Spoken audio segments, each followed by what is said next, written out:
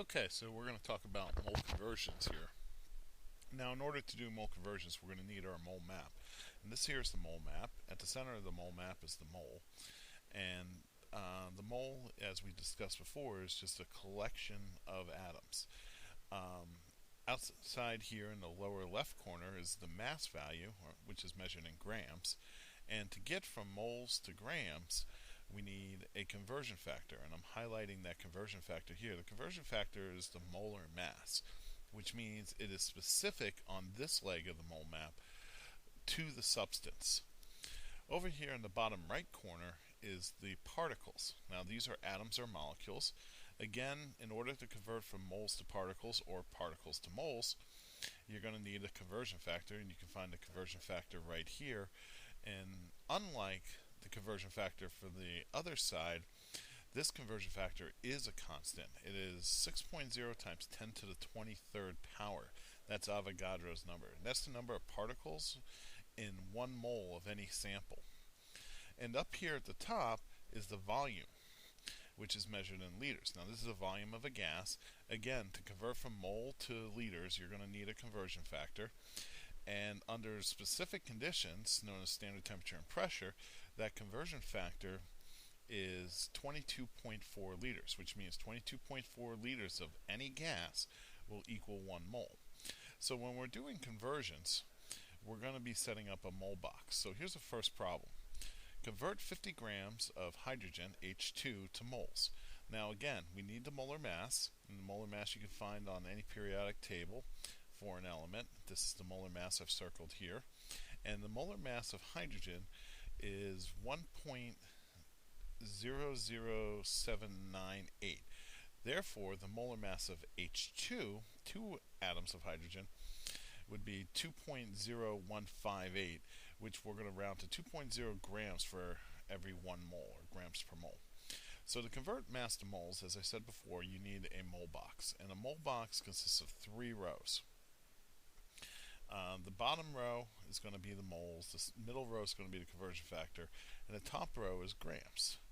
So we'll just fill that in here, grams, molar mass, and moles. And the problem tells us that we're starting with 50 grams. We know the molar mass from above is 2.0, so what we're going to do is we're going to divide going down. So 50 divided by 2.0 gives us 25 moles. So there's 25 moles in hydrogen. Now the nice thing about the mole box is if we were given moles, we could figure out the grams just by simply multiplying up. 25 times 2 is 50. So in 25 moles, there's 50 grams of hydrogen. Now we're going to try to convert 25 moles of hydrogen to particles, which will be molecules. Again, we're going to need a mole box. This is the particle to mole box. It's basically the same thing as what we just did, but what we're going to do is we're going to change the top value. So as we draw the box here, what we're going to do is in the top value we're going to put particles, which are going to be atoms or molecules. In the middle box we're going to put our conversion factor. Now remember, unlike the other one, the conversion factor here is a constant, so we can just fill that in. So we'll just label this conversion factor, and then we'll put in the value for the conversion factor from particles to moles, which is 6.0 times 10 to the 23rd. Remember, that's the number of particles in 1 mole of any sample. And down here at the bottom we have moles, and we were told in the problem that we have 25 moles. So going up, we multiply. 25 times 6.0 times 10 to the 23rd gives us 1.5 times 10 to the 25th molecules of hydrogen. Likewise, just like before, if we were to divide 1.5 times 10 to the 25th power divided by 6.0 times 10 to the 23rd would give us 25 moles. Now the third conversion we're going to do up here is we're going to convert 25 moles of hydrogen to liters. Again, we're going to create a mole box. This one is the liters to moles box. It's, again, basically the same thing. It's going to consist of 3 rows. The top row will be liters, which will be our target value for this problem. And the middle row will be our conversion factor.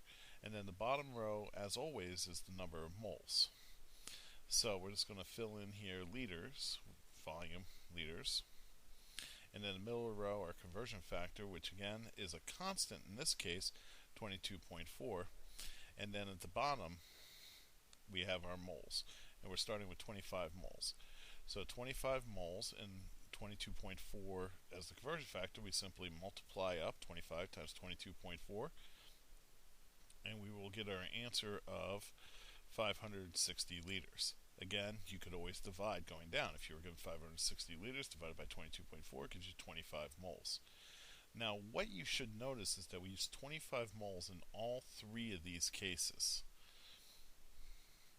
That's because you can convert from any outside unit, mass, particles, liters, to any other outside unit simply by going through the moles. So we could say 50 grams gives me 25 moles of hydrogen, and then 25 moles gives me 1.5 times 10 to the 25th power, or 50 grams gives me 25 moles of hydrogen, which then would give me 560 liters.